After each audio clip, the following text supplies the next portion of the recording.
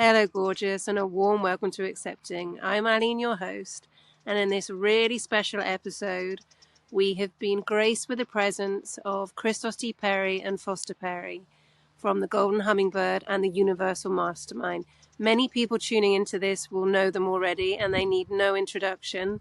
They are the most wonderful shaman and seer, and have been dedicating their lives to helping, giving hope, healing around the world with wisdom, with humor, with love, and with grace. And in this beautiful episode, we delve into choosing love over fear. So much love. Grab yourself a cup of tea, get yourself cozy, and let's dive in. I am so appreciative that you're here. It's Dantalian 1st of March.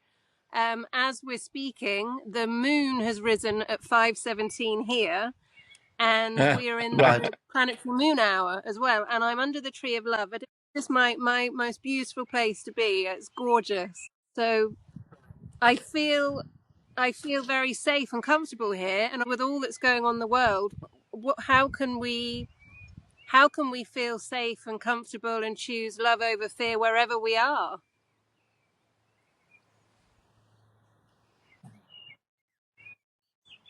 I mean, you just said it. Choice. It's a choice. It all begins, because look, before we start speaking about and focusing on war, collapse, instability, before we address this looming shadow that seemed to gather at the edges of our collective awareness, we always have to establish something fundamental. And I repeat this every time. It's like a broken record. We are not living in a solid, fixed world. We are living in a collective projection field, a feedback mirror, if you want, or as we call it, a vibrational translation system. Physical reality is not happening to you. It's happening through you. So what we call world events are not random catastrophes visited upon poor victims. They're large-scale reflections of collective belief structures, and they crystallize into experience like a gem, like a stone that forms itself under pressure. The diamonds are made under pressure. And so when a global consciousness looks at the world and says, how much worse can this get? How much worse can this get? How much worse? It says, well, here it's getting worse. So these are externalization, Aline, of internal agreements made across centuries and now reenacting their almost like a logical conclusion, because wars and conflicts and breakdowns are conclusions. That's how far you go. There is no much further. You see, that's why after every war we have a rebuilding, right? A restructuring. After every catastrophe, we look at more safety issues. When planes started to fall, we have to check on planes. When elevators started to crack, we have to look at elevator systems. When buildings collapsed in earthquakes, we have to find a different way of securing that. You see what I mean? It's inevitable that every collapse is a form of conclusion that says you can't continue like this anymore. There has to be a different, a better, a more improved way. This is, of course, not, I want to mention this is not to deny the suffering, because it's real. It is to contextualize it. You understand? This is to place the chaos within a larger architecture of meaning. Because if you forget this, if you allow yourself to believe that reality is a series of accidents happening to helpless observers, then fear wins automatically. And fear winning is not just an emotional state. It's a timeline choice. You understand? We're back to choice. I was feeling into all that's happening earlier. And I had this, I'm not going to mention names, I had this image of the person who is causing all of this.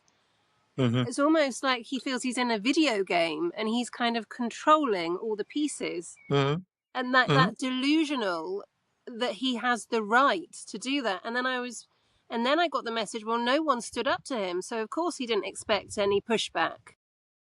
Right. So Right. yeah, I know we weren't going to go into that straight away. Well, but it's a good example. I mean, again, if we live under rules and law and order, and there are decorums and structures and procedures to follow, and we are always being addressed as citizens, please do that, follow the law, then why do we allow somebody to get away with crazy, with crazy? You see, why doesn't it apply to everybody? The fun thing is, in America, the first, uh, you know, um, in the Constitution is no one is above the law. I have to learn that sentence because I thought about applying for citizenship, and so if I'm being asked, and I have to say, well, technically, no one's above the law except the delusional that we're allowed to. It's permission again. You see, it is a form of permission. We vote for this, not me, but you vote for this, you agree, but then you also have to take the consequence to the end. And that's what he's doing. That's what an apps, you see what I mean? They are concluder people, war people. First of all, are delusional because they're egomaniacs, but they bring a place to a state of conclusion. It can't go on like this anymore, you see. And that's what you hear. How much further can this go? How much further can this go? Well, as long you don't, literally get up and get into politics or get into a certain field, you're kind of agreeing by disagreeing from the comfort of your computer. You can always write stuff. That's what we do. But if you don't like what you see, you have to contribute to the opposite. So not fight it, but build something that is worth focusing upon, that is hopefully uplifting and beneficial and helpful to everybody. That's the rebuilding. And more than, I'm telling you, people say to me, why would I meditate? This is exactly the time where all these studies, these books, these workshops, these online courses, everything we do, now it has to be applied. This is a situation where you apply it, or you're going to be sucked in and taken apart into your molecules. That's what the architecture of fear is, right? How do we understand what we are actually dealing with when we speak of fear? Because fear is not simply an emotion. Like nothing is simply emotional. Fear is a frequency. It is a specific vibrational state that has a distinct physical, mental, emotional, psychological, and collective consequence. You see, so when we operate in fear, our nervous system contracts, because that's what fear does. Everything contracts, limits, narrows, it becomes defensive. But also our timeline possibilities shrink, you see, because fear says, I must defend my borders. There's not enough for all of us. So let me vote for the guy, you see, because there's not enough. Okay. There's more than enough here. Okay. So the other is the enemy. I'm separate and under threat, you see, and these are not just thoughts, they are instructions to reality. That applies to everything, by the way. The field responds to them, the mirror reflects them. And because we live in a collective dream, as we say in Hermetics, when millions emit these frequencies simultaneously, they create the very conditions they fear. This is the architecture of fear. How do you call this in English? A self-fulfilling prophecy machine, right? That runs on unconscious agreement. And this is where then, in terms of the inner work and watching our thoughts, is so important. Yeah, because fear is not wrong, by the way. fear is exhausted. Fear severs a function. It keeps bodies alive in immediate physical danger states. But we have applied this emergency brake to existential questions in general, political uncertainties, right? The natural cycles of transformation. We have lived in chronic emergency for so long that emergency has become our baseline. You know what I mean? How much worse can this get? How much crazier can this get? And that baseline is no longer sustainable. And that's why fear is not a wrong emotion, because it can also give you a warning and say, hey, pay attention to this, you see. Don't take the candy from the stranger. Don't go into their car, for survival. But fear is specific because it has an exhaustive effect, so that we are not, the baseline of what we believe is not sustainable. And the instability you feel is not just external, it is the collapse of fear-based reality itself, reaching its own limits. Right? Yeah. You understand? That's the nature, the physics of reality. The system is overheating because it was never designed for longevity, only for survival. Right? You understand? And survival pursued, infinitely, becomes its own form of death. And so, because we still have the limbic brains, don't we? And then just in terms of what you're talking about, we can't be in fight, flight, freeze, fawn for a long period of time. That goes into our bodies, doesn't it? So I know, and I'm picking up on your beautiful episode of navigating the art of navigating a spiritual collapse. And we were talking about, which I will share with everybody. I already have. I'll share on this as well, so people can go back and listen to you together as well. Thank you. In terms of the nervous system, because even as I'm saying this, I've done my Asian Pilates this morning. Just talking about it, you can kind of feel how the collective are feeling.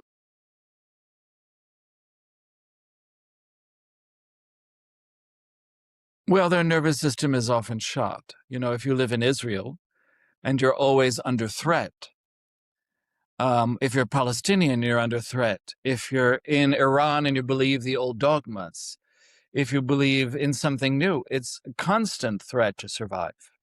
So they are creating that scenario, and it's radiating to many parts of the world now, just as it did in Ukraine, where they're trying to survive. And everybody points a finger at each other with hypocrisy. They're talking about themselves. So they're inside of a kind of dysfunctional system that Kristos says will eventually lead to death, that will lead to its own destruction because it's only about survival, because there's something more. And the important thing is to stay with the something more. What would a different society, not based entirely on fear, like what we see on television as fear and always the endless emergency. This is really television. In order to keep the plot line going, you need another emergency. And of course, in television, it all becomes absurd because it's one emergency after another just to keep your attention. And I think it's the same thing in the world now. They're creating one emergency after another like a television show. And we all have to watch, because they need attention. This is what they're harvesting. The endless need for this kind of negative attention or whatever, without really providing solutions, because there's no diplomacy right now. In a fire year like this, it's all action, action, action. The time for transforming it, whatever, was last year, when you felt the energy preceding it, when you felt the dogmas already coalescing into quite a crystallized form that you knew, it's kind of a war between light and dark in a funny way in the world, if you want to posit it that way, because most people do. And when you transcend it in yourself, these things come off you. They are like water off your back. They're like washing the dust off your feet and go from any negativity. Because negativity is there. You can tune into it. You can indulge it. You can give it a lot of attention. And if you give it attention, you get more of it. So if you keep paying attention to it, like my father used to watch CNN all day, every day, you give it a lot of attention. It keeps building inside of your system. okay? Because you want to be informed. But when does it become too much? When does it affect your nervous system? Well, we know it already has affected our nervous system through our phones, from everything, because people are on their phones, on screens all day long. I mean, not everybody, but many people are. And it is affecting them. I see it. It's bringing up their issues much more than they usually would, because the world is now a small place. You get your information incredibly fast. It does impact your nervous system. And basically, you react to it in your brain as if it's happening right in front of you. So your stress hormones are at their peak. It's affecting all the other hormones. And people are looking ways, how can I relax, or how can I go in a meditation behind thought? How can I go to a still point behind thought? How can I go to a place where I can think much more clearly and get out of this collective dream? That's the work. And that is spiritual disciplines, of course. And I believe that many people now want to control their brain, because the brain is kind of reacting to many things in this matrix too fast, too quickly, and getting overloaded. And they're trying to create new behaviors. It's taking time. And we're seeing our old behaviors. We're constantly living in the past. You know, these conflicts have been going on a long time in the Middle East. They take new forms, but it's the same conflicts over and over. Well, you know, Lynn, if I can comment on this, look, how often do we hear from our parents, when I was younger, the times were better, right? I mean, I hear this really from every generation. Even I say these days, and that's when I feel really old. I'm like, you know, how did we survive without cell phones and computer and Twitter? It was better because we were not overloaded with information, you know? So every generation believes they're living on the edge, right? Every generation imagines herself as uniquely apocalyptic, right? And in a sense, energetically, they're not wrong. I mean, it's kind of correct, because the edge is what? The edge is where transformation happens. You see? Here is maybe an insight that changes the idea. If we looked at war, is not proof that we fail as humans. War is the surface, the crack of hidden belief systems that finally lose coherence. You know what I mean? When structures based on separation begin to destabilize, Absolutely. they rarely go quietly. Yeah. They convulse. It's like a seizure, you know? They project their internal fragmentation outward. And so they seek enemies to justify their own disillusion. This is why periods of, I think, transformation appear violent.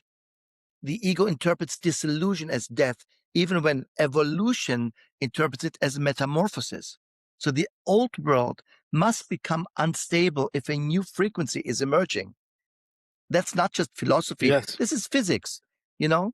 Needs to be on fresh soil. High coherence cannot occupy Absolutely. the same space as low coherence without friction. I mean, it's here and here, but it cannot connect without having this friction. So this friction is what we are feeling and witnessing, you know, and we have to notice the direction of the friction, because the instability is not random.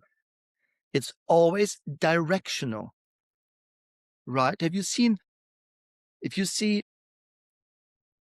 iron filings, right, and you move a magnet, they always go into a very specific direction. They're never chaotic. So energy is always directional. It's revealing, right? And it's showing you exactly where the old agreements are the weakest, exactly where the light is breaking through. You see, that's why Franz Barton's old symbol was a cloud separating and the sunlight is coming through, you know? And I always wondered what that means. And that's what it means. It shows you that where old agreements, old belief systems are the most weak, exactly that's where light breaks through. The cracks are not evidence of a breakdown, they're evidence of a breakthrough, attempting to manifest. You see what I mean? Because the universe didn't create anything to break it down, to break through. Exactly. And this is a critical reframing, because I tell you, I have paranoid people in my emails, do I need to build a bunker or something? Instability is not always decay. I always say instability is not always decay. It is often recalibration, and recalibration, while uncomfortable, is the prerequisite for new, let me say, operational systems, for wanting of a better word. And what you were saying, Foster, before about this is where it's time to, create beauty. And Yeah. there's an What's the example of this. opposite of all that? I'm sure you've seen the My Voice, My Choice, the absolutely Yes. incredible from Slovenia, and for 3 years they were campaigning, and that's gone to the European Parliament and been passed for safe abortion for all women in Europe. So there's hope. Yeah. Always there's hope. Yeah. Right. And you also create the alternative, right? You always create in a different timeline. How do you really want to live? How do you really want to get through this period in a completely different way? What do you want to establish here? Of course, we focus on healing. We focus on our well-being. We also focus on taking care of ourselves. So I think even though all these events are happening in the world, there is something called healthy selfishness. There is a need to be healthy in your selfishness, because you could worry about all these things, just like you're worried about your families, just like you're worried about, the well-being of everybody else except your own. And I think many people are coming to realize, I've got to take care of myself now. Financially especially, but more than that, not with fear, because finances and fear can really go together as well. But to really actually start to build something for yourself. Not to keep worrying about everything that's happening outside of you, because you're going to be distracted. You're going to be drawn into everybody's conflicts. And why not actually stay in your own zone?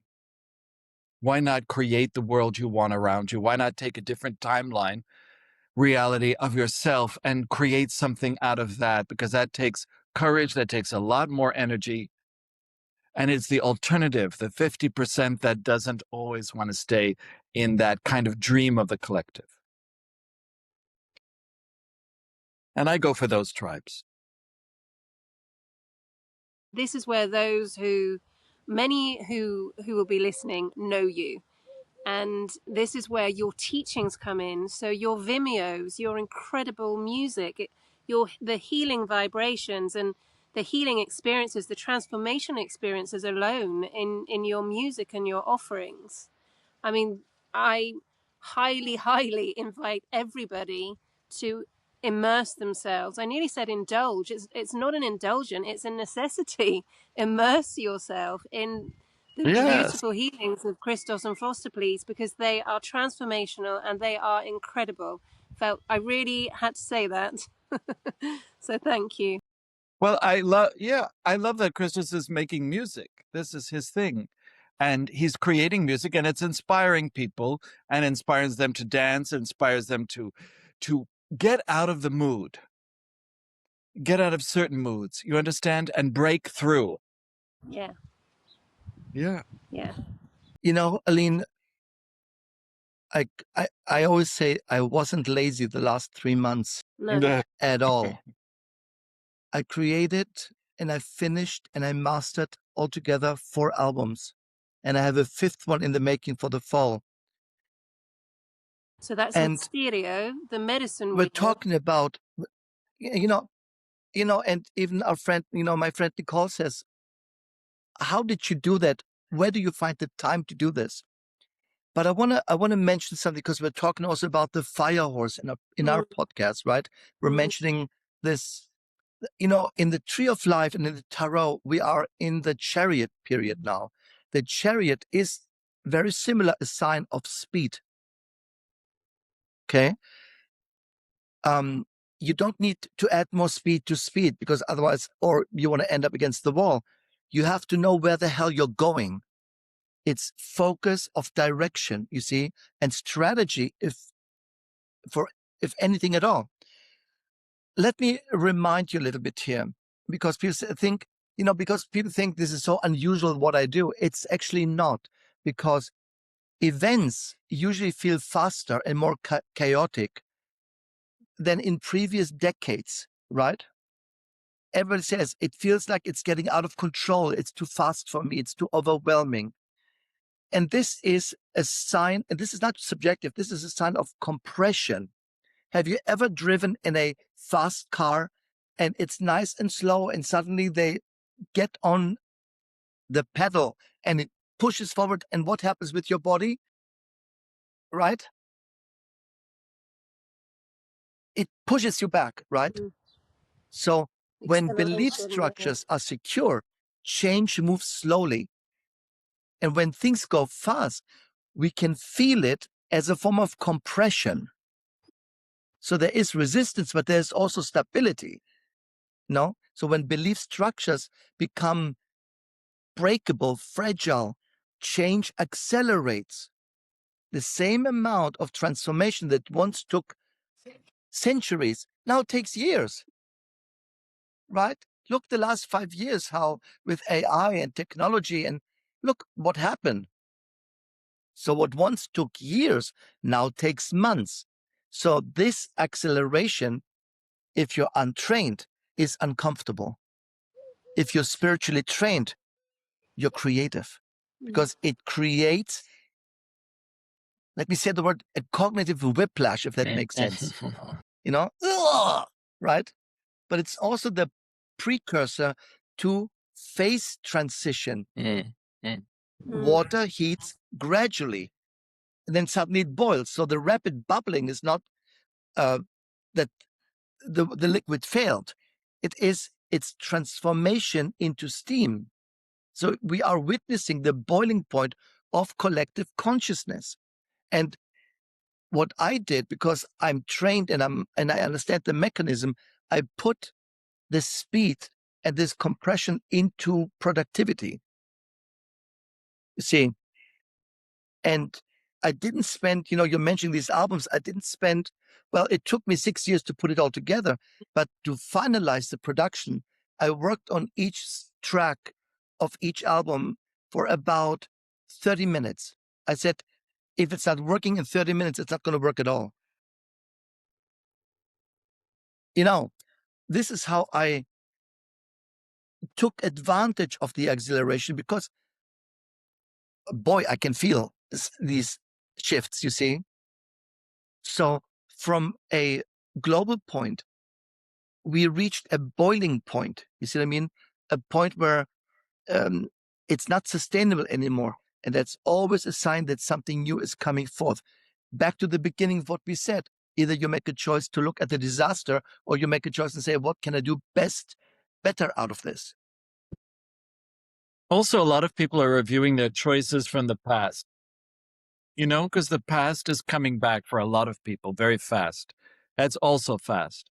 And a lot of the past choices are about why didn't I go into this career? Or why didn't I do this? Or why didn't I make money here? Or why didn't I go into this that could have made more money? And why am I now so insecure about the choices that I made in the past? And, maybe it's my family, and maybe it's this, and maybe they're dragging me down, and la, la, la, la, la. There is quite a lot of chatter inside of people now. You see it everywhere. They're comparing themselves to others. Why am I not a billionaire? Why am I not getting it? Why haven't I reached the goals that I was supposed to reach? I thought I was going to reach by now. So a lot of that is coming back. Okay. And we have to be very careful, because it's strong, it's coming fast, and it's also coming to a boiling point. And you have to make a choice not to listen to it. The choices that you made must have had a real reason. You can change them quickly now. This is an active year. It's not I don't think about it, I act. Okay, that's why, Trump, whatever, is doing action this year. It's all about actions. I don't wait for Congress. I don't wait for anybody. I just take action. That's the fire horse year. And we're all going to go into action. We've already contemplated this. We've already thought about it. Now everybody's going out, And if they don't have enough money to pay for things or whatever, of course they're going to rebel, because the bottom line for a lot of people is, I need to make a living, I need to support my family, and I need to eat. Yes. And if those things are not there, if those things are manipulated, basically, because we know there's enough food in the world, we know there's enough money in the world, we know all that stuff, but it's not in everybody's hands. So a lot of people demand always equality. You know, it shouldn't be in a few people's hands. It should be in everybody. And then the people that it's in the hands, you give it to other people, and then they misuse it, they think, you know, whatever they do to misuse it. Meaning they don't share it. They don't help each other. They don't create programs. So we have to trust humanity. Or at least we have to be the new humanity. And we have to go through all our lessons to be ethical, more authentic people in our lives, no matter where we live in the world. And that has to be our example, whether it's ecological or whatever, because I'm an ecological person. You know, I follow that path, you know, because I'm interested in preserving nature. I learn much more from nature than people. So to me, it's very, very important that we, how can I say this? Return to our original selves, return to who we really are, and stop a lot of the egotistical games. Stop believing in that what is happening outside is irreversible, irrevocable. And I know that everybody lives in their own zones now. They live in their own dimensions. They live in their own little worlds. But I think we have to come together and share some of those worlds now. I think we have to have common ideas and some communities, some sense of helping each other, that you're not just alone fighting the battles alone. I think that's very important, because together in numbers, we're much stronger. Yes, we know that. But it has to be an uplifting message, has to be a positive message. It can't just be a destructive war, you against me, tribe against tribe kind of game, some national Inclusive. game. Do you understand me? Absolutely. You know, I mean, I want to add something. If I look at the world at the moment, or our collective, and if I look at it like a nervous system, I would say we are detoxing the body. Yeah, definitely. You know, these are detoxing effects. Because look, let's not be foolish. Humanity has lived in suppressed trauma for millennia. Okay. Generations of grief, centuries of normalized violence, millennia of hierarchies built on shame and guilt and control. So what you're seeing now, this, you know, these polarizations and this rage and the extremism and the panic, you know, it's not the arrival of some new darkness. It's the surfacing of old darkness. These are symptoms of suppressed energy. Yeah. Finally breaking containment. You see, and surfacing looks chaotic. It looks like things are getting worse, but suppression was never sustainable. The body politic, like the physical body, must eventually detoxify or die. You see, healing often looks like a breakdown before breakthrough. Yes. The fever is not the disease. The fever is the cure to, attempting to operate to break the disease, right? And this is, I think, crucial, because what is the theme of this podcast? It's love over fear. Fear is not creative. Fear can mobilize. It can react. Yes. It can defend. It can even organize. But fear cannot build stable futures. No. Creation requires coherence. You know, that's why the Third Reich never happened, because it was built on fear. Innovation requires safety. Sustainable systems require trust. Fear can only iterate on what already exists, usually in a more fortified, more paranoid form. You know, that's why everybody goes crazy. It cannot originate. It can only protect. This is why individuals who are rooted in like an inner alignment become stabilizing nodes in chaotic times. You do not need to fix the world. You need to stabilize your frequency. That alone, consistent, coherent presence, shifts probability fields in ways that fear-based action never can. So staying calm is not passive. Your calm is a form of infrastructure, I can find a different way. So again, it's not worth it for being afraid, because it doesn't produce anything. It doesn't create anything. You see, it just cements things. And eventually, the system has to break out of this cement because that's always its nature. It's always evolution, always towards a better idea. That happens when you bomb a place or you do a missile. You're breaking the cement. It's actually literal for many people. They live in the rubble of the change.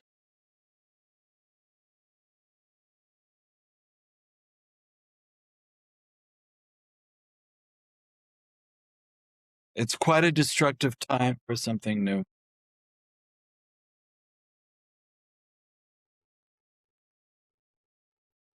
So do you see, Kristos, that we just have to go through this? That we have to witness it, what the collective is creating, and create something different in opposition, no matter what. Something that is life reinforcing, that's coherent.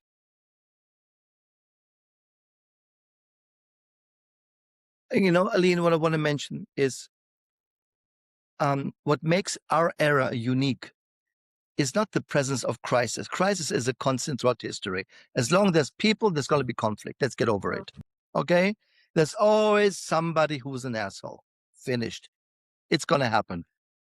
What makes this era unique is to me, simultaneous presence of collapse and awakening. Because in previous transitions, the old system fell, then the new emerged. There was a dark age, then a renaissance, right? But now, because of global connectivity, because of information speed, because of consciousness expansion, the falling and rising are happening at the same time. So this creates cognitive dissonance, you would call it. You see horror and beauty simultaneously. You witness brutality and compassion in the same news cycle, right? I look at my social media, and there were 3 people. I'm in Dubai right now, and don't believe the media, nothing's happening. Literally, the next 3 posts are, I'm in Dubai, they just bombed us. You see, this simultaneity feels unstable because it is transitional. Yes. But transition is a form of passage. So we're not witnessing the end, we're witnessing the labor pains, if you want, of something being born, you see.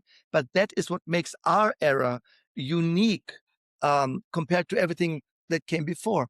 It's happening at the same time. Dark and light happens at the same time. So would you say the 50% of the people who are staying with the awakening, the main thing, because we're talking about love over fear, is to work on worthiness, is to work on self-value? Oh, definitely. Yes, absolutely. Love over fear is not about being nice. No. It's not about passive acceptance. It's not about ignoring danger, pretending everything is fine. Love is a frequency of coherence. It's a specific operational state with a very specific characteristic, because love is always connection over separation. It reorganizes that it's reorganizing your well-being is a fundamental, and that is, how can I say this, entangled with the well-being of the whole. You know what I mean? You cannot say, I'm fine, and the world goes to crap. It's not happening. Connection always over separation, and abundance over scarcity. So operating from the assumption that reality is generative, not just competitive. There's your love idea. You see, love is not just some rainbow and unicorn feeling. It's an operational quality that we find, again, connection over separation, abundance over poverty, curiosity over certainty, creation over protection, investing energy in building rather than just defending it. You see, sovereignty over submission. I think sovereignty is my favorite word of the last 10 years. It's maintaining an internal authority regardless of external noise. You see, What does love say? I'm an aspect of an unified field. What I put out returns amplified. There's intelligence unfolding that my fear cannot perceive. You see, my state contributes to the whole in ways I cannot fully track. That's what love says. And this is not a naive form of love, like gullible. Love is a strategic positioning in a vibrational universe that exists. Your internal state is your primary interface with reality. Changing your state is not escaping the world. It's changing which version of the world you choose to interact with. That's what choosing love means. It's not about being all, fluffy and emotional about things. It's really about understanding I want to act from a unified perspective, a unified field. See? And also be careful what you're putting out, because what you put out returns amplified. Witches used to say this 5,000 years ago, What you send out is coming back. But it's not karma. We don't get karma. It's mirroring result, because there is intelligence unfolding, and fear cannot perceive this intelligence. The intelligence is here, the fear is here. Something low vibrational cannot perceive something high vibrational. That's what it is. That's why fear is afraid of what it cannot perceive. And so it scares the bejesus out of us and says, don't go there. You see, it's a mechanism. You see, we have to contribute to the whole in ways we cannot fully track and understand sometimes. That's what love says, you see. It's having the trust regardless and keeping the faith. That's why we always say, what is the core of your belief? If you're really, really honest with yourself. You see, the problem is not love and hate, and the problem is honesty. People have a very hard time with that. Very large variety of understanding of what honesty means. But in the end, it's, am I doing it or not doing it? Am I living it or not living it? There is no, no butt and finger pointing. Either you do it or you don't. You see, we're talking about physics here in the end, and, we always say multiple versions of Earth are coexisting vibrationally, not metaphorically, not poetry, literally. Quantum physics suggests that all possibilities exist in superposition, I think it's called, until observed. So consciousness research indicates that focused attention collapses probability waves into specific experiences. This is not just spirituality, this is physics. Now they can prove it, so they're all happy that it's not witchcraft anymore, but it's quantum physics. You see? Thank God it's not witchcraft. But that's ancient teachings. And they're now being validated by frontier science, edgy science, describing a multiverse not as a distant dimension, but of immediate vibrational neighborhood, adjacency, right? So your emotional state is your tuning mechanism. Fear aligns you with fear. Dominant timelines. You see? That's why it can only get worse. It does. Oh, I told you, it can only get worse. It does. And I mean, there's more worse, and it does. Because the alignment of fear must focus me on dominant fear timelines. Right. Yeah. So, because that's my belief system. Yeah. The same with love. Love aligns you with coherence, dominant timelines, where solutions emerge, where collaboration is possible, where transformation is generative. The same thing, the same recipe. You just choose that, the external events may appear similar across these timelines. There may still be challenges, but your experience within them changes dramatically. You understand? Your capacity to respond changes, your ability to find resources, allies, innovation, that changes. You're not choosing whether difficulty exists. You're choosing which difficulty you are equipped to meet. So, Aline, when I was with a shaman, I was blindfolded on cliffs, with 2,000-foot drops, those kind of things. And I was walking, and I finally got to the point where I'm facing my fear. I'm at a very high elevation, and I'm also, scared out of my mind because if one wrong step blindfolded, I'm going to die. And I fell off the cliff because I got to the point where I had no fear. I just trust, and I started falling. Wow. And luckily, I was connected to a rope, so the shaman pulled me up with the rope. But he lifted a hand and just grabbed me. And he also knew in that moment to grab me because he also trusted the whole process. Because it was at that moment beyond fear. Because before that, I was put onto all these ledges and things of my fear of heights. And I had to face my fear of heights, and you would stay in the fear until finally you broke through. But the thing that I always remember is, even though I'm blindfolded, somebody grabbed me with their hands, and I just started laughing, and I ended up back on the cliff. And I didn't do it again. I didn't jump off again or anything. I just tested it to see, do I really have fear? Does it really matter? It's a life and death moment. And there's that moment of help where somebody grabs you, somebody's there. And that, to me, on very high level, the trust is love, and that person grabbing you is the love.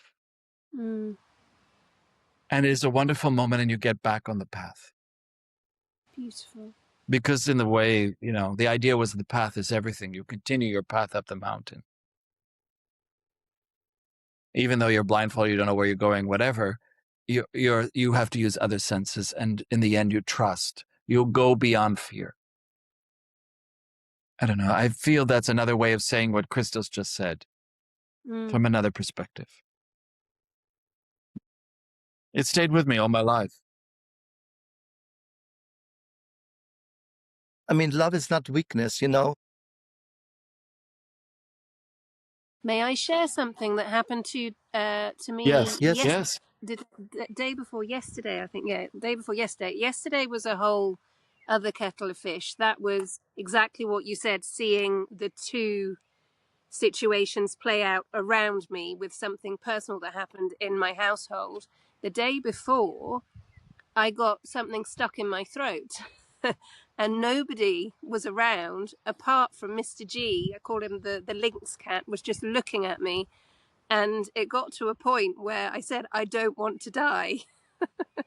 And then the solution started coming in as Mr. G was looking at me to kind of sort of help me to be able to breathe again. So that's what happened with me. That was like my instant. And it was very much how you said, Foster, as well, about you had that, have I got the fear? Mine was my fear of staying here in that moment was, I don't want to die. I want to stay here. Life and death. That's what came up. Life and death. Yeah. Yeah. Yeah, I agree. I think we have to really make a plea for the idea that love is not weakness, because love is the ultimate strategic advantage. Love is an energy that expands perception. Expanded perception reveals options, and options create freedom, and freedom enables, hopefully, effective action. Not hopefully, but that's the physics of it. So choosing love in unstable times is not, a dream or something. It's really about sovereignty, where we say, I refuse to let external noise dictate my internal architecture, if you want. I refuse to let emergency become a permanent address. That's what a lot of people do.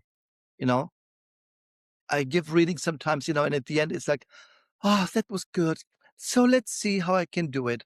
And I'm like, I wasted 2 hours of my life.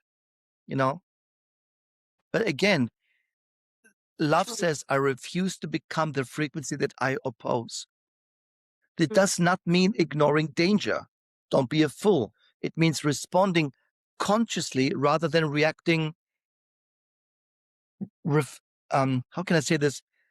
reflexively. Is that the right word? You know what I mean? It means Yeah. gathering information without drowning in it. It means feeling grief without becoming grief. It means acknowledging threat without becoming threat. See, the most radical act in these times is coherence. Not because it's easy, by the way, because coherence is contagious. Okay? Flexible. It's flexible. Coherence, love, joy, happiness are viruses, very successful viruses that can really, be contagious, because coherence is creative, because coherence is the seed crystal around which new structures form. So we're not here to prevent change. We're here to navigate it consciously. We're not victims of global instability. We are contributors to vibrational stabilization. Every moment of calm you maintain. Yeah. Because, people will say, well, how am I going to do that? Remain calm. Every moment of calm you maintain, every interaction you grace with presence, every decision you make from clarity rather than panic. These are not small steps. They are architectural interventions in collective reality. You see? And that's why hope is rational. It's not an emotion. Hope is not blind optimism. It's also not denial. Hope is pattern recognition. Because again, throughout history, empires fall, systems shift, consciousness expands. What appears as destruction is often destruction of the unnecessary. What appears as loss is often making room. Which brings us the idea of martyrs. Now we're in a world full again with the idea of martyrdom. We know lots of people are going to blow themselves up. We know that people are going to try to blow themselves up in airports and streets and all over. So people want to make people who are dying right now martyrs. So is this an outdated idea, the martyrdom? Because Christ is a martyr, Joan of Arc is a martyr. Is it right for our time to be a martyr?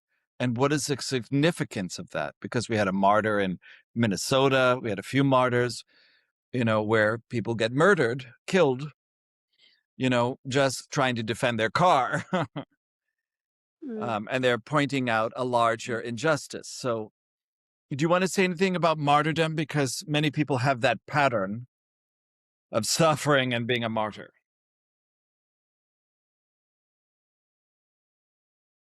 You're saying me, Foster? Yes. Oh, you asked me. Martyrdom, my God. Because we're going to see a lot of it again for a time, and then it's over. Well, the thing is this. When people believe that this is the end time, then they have to do something to end the time for themselves. Self-fulfilling prophecy. If something says you have to become a martyr, which is a very popular idea, if I may say so, in radical groups, religion, let's say, and they blow themselves up and do all this crazy stuff. The thing is, they believe in something so radical that it has to become true. You see, they have to be right for them. I knew somebody who was a Jehovah's Witness and in the 70s and believed that the world would end 1976, I think, or 75 it was, if I'm not wrong. Nothing happened. But what happened is she died in 76. Right. So the world ended for her. So it's a personal Armageddon. It's a personal Armageddon, you see. Okay. You see, the idea, and again, a martyr in the end, martyrs often are like prophets of fulfillment. Yes. Because martyrs usually believe that they're going to get something for their belief. Right, absolutely. There is a reward. Right. See? Martyrdom is not love. It is fear in spiritual disguise. The martyr says, I will suffer so you don't have to. which sounds noble, but often carries the unconscious message, you owe me. My pain makes me better than you, and you are indebted to my sacrifice. So this creates debt-based relationships. It generates guilt in others, not liberation. You see, and it needs validation through a form of suffering. True love does not require recognition to be real. So the martyr requires an audience. This is why martyrdom often becomes, I want to say, performative. The suffering must be seen to count, you see? So a martyr will always avoid true power. It is easier to suffer nobly, if that's the right term, than to create effectively. Martyrdom allows one to feel significant without risking the vulnerability of genuine creative power. Right. It is Needs an audience. It's passive aggressive sovereignty. Absolutely. Claiming power through helplessness. That's why it doesn't work. And this is the deeper pattern, is it's victimhood as currency. You see, in our transmission about these turbulent times, we are warned against this trap. The victim narrative is becoming cultural currency. You see, in an unstable world, suffering becomes a credential, I want to say, and pain becomes proof of authenticity. So the one who suffers most wins the moral argument. Right. But this is fear-based hierarchy. You understand? Absolutely. It just inverted. So instead of power over, it becomes power through weakness. Both are still operating in separation consciousness. So true love, the frequency you are teaching here, does not require suffering at all to be valid. It does not need to be sacrificed to be real. It does not need to be recognized to be effective. It does not create debt in others. It serves without keeping score. The martyr dies for the cause. The sovereign lover lives for it. Right. You see the difference? And what One about is the finale, the other is practice. Yeah. Practice. You see? What about autocrats? How are we to deal with autocratic governments, living under autocratic governments, where we have dictators, where we have people who are basically playing king or, Kings. Or dictator or, that's what they're trying to do, make their fiefdoms. What do you do when you're living underneath that? And they're trying to brainwash the people, that they're so great. Again, autocracy runs always on fear. Right. Polarization. Absolutely. The power of autocracy always depends on keeping populations in fight or flight. Always. Creating false enemies, making resistance appear useless, you see? So your first act of resistance is do not match the frequency. Maintain what I call nervous system regulation. Do not let external chaos dictate your internal state. This is not passive. It's really strategic non-reactivity. You become unpredictable, unmanageable, and energetically unavailable for their game. They cannot control what they cannot perturb, right? So sovereignty over submission. Autocracy demands compliance. Always. Or defiance.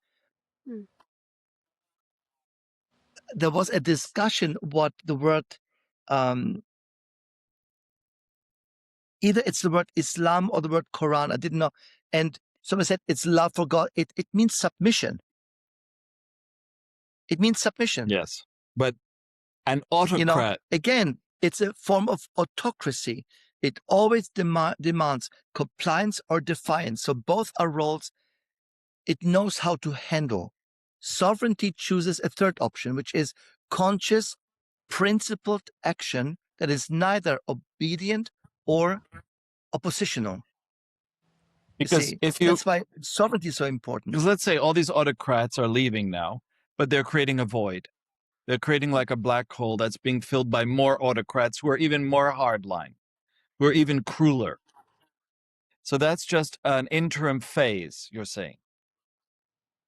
until the general population chooses something better, an alternative to this, and overthrows it. Again, they will overcome submission when they take care of their spiritual and mental and emotional sovereignty. I act from my own center, not in reaction to yours. So is that like an Arab Spring? Is that an example of that? Yes, of course. Or the sovereignty of the nation? Autocrats control through centralized narratives and dependency. It's always the same recipe. A counter move is to decentralize coherence, build trust networks that don't require state validation. You see, create economic and social resilience at community levels, for example. Share information through human channels, not just digital ones. Or at least, if it's digital, at least live it. Look, we are about to go on tour. And I said to you yesterday, why am I even doing this? Because I could sit at home and just do it online. Because it's important to have a human interaction. I agree. It's just, our flight got canceled. So we're sitting here spending money for nothing. And it's not clear if we're flying tomorrow, you see. But you cannot fight a centralized system on its own terms. But you can make it irrelevant in pockets of your life, enough pockets, and the system loses its grip, I would say. So wisdom here is knowing which mode serves love in each moment. Martyrdom is choosing visibility when invisibility would serve better. You see, a coward is choosing invisibility when visibility would liberate others. See, it's always this. That's what you always say, Foster. The inner work is outer work. Absolutely. Unprocessed fear, autocrats will always weaponize. So an unhealed trauma is their ammunition. That's the only way I can describe it. Unprocessed fear leads to compliance. Unprocessed rage is a predictable opposition they can crush. Unprocessed grief, despair. Unprocessed shame is susceptibility to strongman narratives. I'm the one and only I. Again, we don't want to mention the Voldemort, right? The man who will not be named. But I start a war, then I stop it. And you see, I stopped the war that I started. Therefore, I stopped the war. And everybody says, yeah, he stopped the war. Yeah, but he began the war. Exactly. You see, your shadow work, by the way, unfortunately, is political work, if you like it or not, because every pattern you integrate, every trigger you neutralize, every belief you examine, this makes you ungovernable by manipulation. Did I say the right English word? Yeah, of course, you're ungovernable. Impossible to be manipulated by anything, by any government. So they cannot rule someone who is not ruled by their own unconscious. Then there are the ideas that you've had before. For instance, all the different people who have finally said, enough is enough. Like many women say that enough is enough. I'm tired of patriarchal systems, or women who are patriarchal. And gay people say, I think we should create our own country. We should split off and a world only of gay people, our own continent. And then some women say, that's it. Now we want to go into our own continent. And that's something that people believe from the past, like the Amazons, like, different women's groups certainly did split off and say, that's it. We're going to stay in our own tribe because we don't want to be part of the society. And gay people are certainly getting to that point where they're saying, I think we need to have our own state. Is that a viable alternative? Is that something that could really happen? Well, People are this again, fed up. it depends from what point it's coming. Again, it's all about choice. Look, when we hear in scripture, love your enemy, right? It does not say love your enemy and trust them. Okay? Loving your enemy does not mean trusting them. Seeing their humanity and having compassion does not mean accepting the harm. Wishing them healing does not mean allowing them power. Okay, we're still coming here from the love point. So clarity without hatred, action without dehumanization. You stop them without becoming them. You see what I mean? You stop something negative without becoming it. Clarity without hatred means you see them fully without distortion of their own rage. Protection without cruelty means you defend the vulnerable without revealing in the aggressor's suffering or giving into it. So the autocrat wants you to hate them. Hatred justifies their narrative of persecution. It also diminishes you, makes you smaller, more reactive, more like what you oppose. So love is the refusal to let them determine who you become. So you see it from a metaphysical perspective. Autocrats are the externalized collective shadow, if you want. Yeah, definitely. It's a desire that you don't own. And it kind of... Well, Kristos, the temptation of a billionaire is to become an autocrat. Because now we have larger corporations, larger people that are stronger than governments. So you have now billionaires who are only staying with other billionaires or only staying with their own kind of people and separate from everybody else. So I don't see that as a very positive thing, because I notice that when billionaires and everybody interact with everybody, in an equal state, it's very productive. I want to give you an example, because we're all bitching around Jeff Bezos and Zuckerberg and, all these people, right? But I want to, again, remind you, fighting only the external autocrat without addressing the internal autocrat, the inner tyrant, you call it in shamanism, I think, the controller, the one who wants power over uncertainty, is incomplete work. We still have to remember that we are people who do inner work one way or another. And when is the inner work incomplete? When you're addressing the outside without addressing the inside. So you have to ask yourself, or the people who listen to this, where do I want someone else to handle what I fear?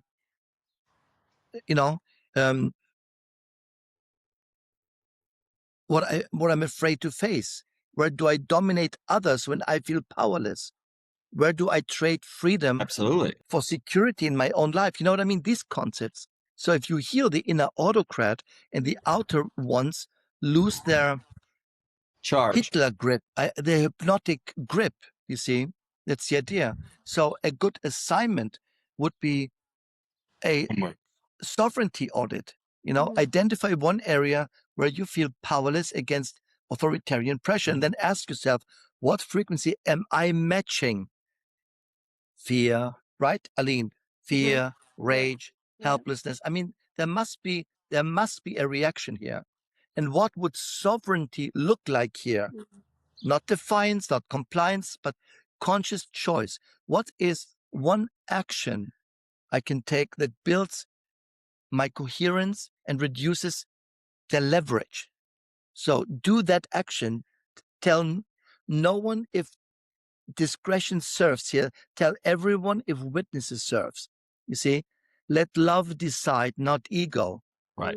You see, that's the theme of this, So you cannot control the rise of autocrats. You can control whether you become the kind of person autocracy requires to function. You understand? Yeah. I need all these idiots to function. And hey, we call them MAGAs, we call them KKK, we call them Nazis, there's so many variations of this. Always the same function: reactive, fearful, polarized, dehumanizing. Or you can become what autocracy cannot process. Yeah.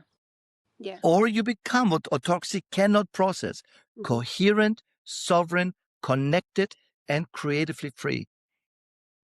Which is our goal, which is what we do in our lives. The second is a force of nature. Absolutely. And this is what I try. I don't think I'm going to live long enough to convince people that we are, in our essence, a force of nature. We just have to choose our frequency and everything else follows. Make sense? Yeah, absolutely. You see, I was I'm a going to logic-based spiritual person. There has to be, we have to be able to connect dots here, you know? I was going to ask as well, if I may. So, with all of that, in terms of working on our sovereignty, our worthiness, being our own gods and goddesses, gratitude. Because if we're going to be in unity, then it's being grateful for those around us exactly as they are without trying to change them, would you say? Obviously, if it's not detrimental. You know what I mean? More Can change important someone, is, more important is you cannot react on something without having it in you.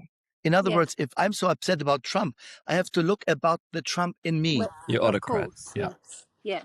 I understand. Yeah. Absolutely. You know, The and trust dictator. me, some people say, oh, I mean, look, I know people who, Well, you can face your abuse without first facing the abuser in yourself. the abuser, It's you know, internalized already. It's there. right? Whether you're a child or whatever, it's still there. You know, I mean, what is gratitude, Aline? Gratitude is just is just the evidence that abundance is real, Yeah. So asking more of because what the works. result of gratitude is abundance. Mm. You know, gratitude is often dismissed as something naive, like naive optimism, you know, a politeness. And it's not. Gratitude is the refusal to let external conditions dictate your internal recognition of value. I say this since I'm teaching, you see. It's not denial of suffering. It's the simultaneous perception of what is broken and what remains generative. It is the capacity to hold both without collapsing into either. You see what I mean? So where fear sees lack, gratitude sees resource. Where martyrdom sees sacrifice, gratitude sees participation. Where hatred sees enemy, gratitude sees the teacher. So this is cognitive restructuring, I would say, that changes available options, crossroads. You see? So again, gratitude is, I call it timeline technology. You see? A lot to think about. Yes, a lot to ponder. That's this moment. Yes. That is this moment. And I was just going to say, because you mentioned Thank you, about Aileen. being in person, people can be in person with you, can't they? Yes, it becomes very personal. Yes, this work, the inner work. I mean, physically. Yeah, the fact you're going on tour, sorry, I'm talking about, yeah. People can be with you still. So if people would like to be with you on tour, we can have this conversation literally in a deeper face way. to face. Yes. Yeah. Very personalized. Thank you so much for being here. It's amazing to see you both. Thank you. Thank you, Aline. Thank you, Aileen. We're grateful. I'm so grateful for you both. And I'm going to share the link of your other episode, your Navigating the Art of Collapse as well, so people can tune into that as well. Plus everything, all of your offerings, so people can get in touch with you as well. I love you both. I know you're incredible. And please, everybody get in touch with you is what I would like to say. So thank you so much for you both. Thank you, Aline. Thank you. Thank you. Thank you so much. Thank you. Enjoy your summer wherever you are. I mean, that sun is... I know. It's like I've been on lookout the whole time. I wanted to be in the in the west though, so it's in the medicine wheel in the west, and obviously with Dantalion's energy and love. So I really wanted to be in this direction. Right. Thank you so much for you both again. You're amazing.